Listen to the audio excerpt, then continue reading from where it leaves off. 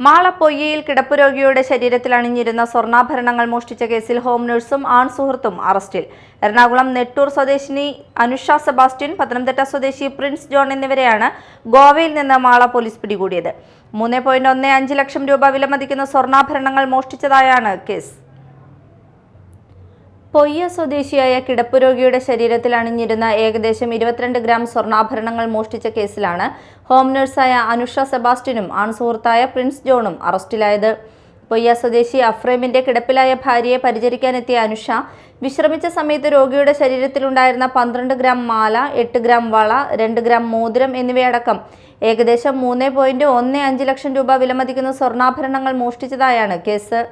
മോഷണത്തിന് ശേഷം ഒളിവിൽ പോയ പ്രതികളെ തൃശൂർ റൂറൽ ജില്ലാ പോലീസ് മേധാവിയുടെ നിർദ്ദേശപ്രകാരം രൂപീകരിച്ച പ്രത്യേക അന്വേഷണ സംഘം ശാസ്ത്രീയ അന്വേഷണത്തിലൂടെ ഗോവയിൽ കണ്ടെത്തി.